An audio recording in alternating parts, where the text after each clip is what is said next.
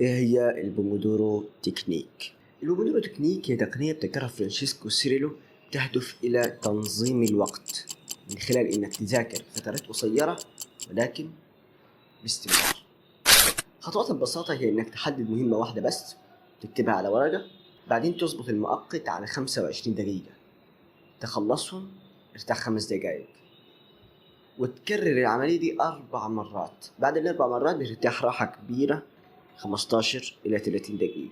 في دراسة اتعملت إنهم جابوا 25 طالب خلوهم يذاكروا بتقنية البومودورو، وجابوا كمان 35 طالب خلوهم يذاكروا لفترات طويلة وساعات كثيرة. لقوا من 35 طالب دول جالهم إرهاق وقلة في التركيز، وده يبين لك إن البومودورو بتحافظ على تركيزك، تحافظ على طاقتك. يبين لك من كلامي إنه ما فيش أي مشاكل في التقنية دي، بس لا، هو فيها مشاكل، واغلب اللي بيقول ان التقنيه دي مش كويسه هم بيقولوا كده علشان 3 مشاكل. خليك معي اقول لك ال3 مشاكل وهقول لك حلول.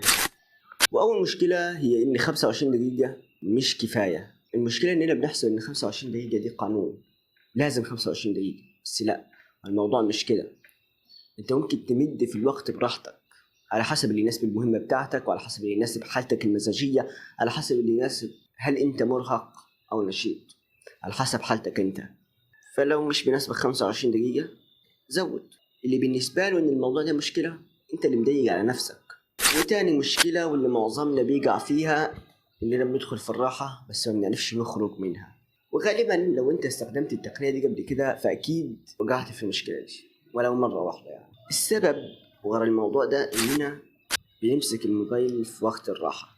هو وقت الراحة 5 دقايق، أنت لو مسكت الموبايل أصلا هيشدك وهتقعد فيه بالساعات. فالحل إننا ما نمسكش الموبايل، ما نمسكش أي حاجة تشتت تركيزنا وتقلل منه. هو احنا بناخد الراحة أصلا علشان نعيد التركيز ونعيد الطاقة، فأنت لما تمسك الموبايل بتستهلك طاقة وبتستهلك تركيز، فمش واقعي يعني. طب تعمل إيه في وقت الراحة؟ ممكن تتمشى شوية، تطلع في البلكونة، تشرب مية، تعمل شوية استرتشات، شوية ضغط، وهكذا يعني. وثالث مشكلة إن 25 دقيقة مش كفاية إنك توصل للانغماس. يعني إيه الانغماس أصلا؟ حالة الانغماس هي إنك تكون مدي كل تركيزك وكل طاقتك في مهمة واحدة بس، وغالبا دي بتيجي بعد 20 دقيقة من الشغل. فأنت حضرتك بتذاكر 25 دقيقة، خدت منهم 20 دقيقة عشان توصل لحالة الانغماس، وصلت في راحة، ترجع تاني تاخد 20 دقيقة عشان توصل لحالة الانغماس، تلاقي المنبه بيقول لك الراحة، وتفضل في الدوامة دي على طول. بس خليني أقول لك إن حالة الانغماس دي حالة تدريجية، يعني مش هتجيلك من أول يوم. زي اللي مش متعود على المذاكرة مش هيقدر يذاكر من أول يوم 8 ساعات، أكيد مش هيقدر. اللي مش متعود على الشغل مش هيقدر يشتغل اليوم كله في أول يوم، محتاج ياخدها بالتدريج.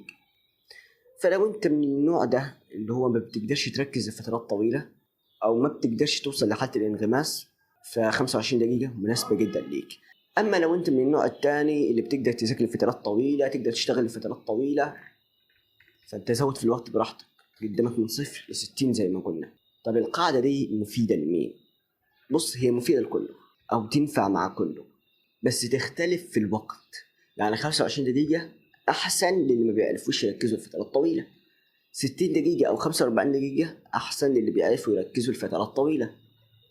بس القاعدة نفسها كويسة لكله. بس دي كانت تقنية البومودورو، أرجو إنك تكون استفدت. سلام.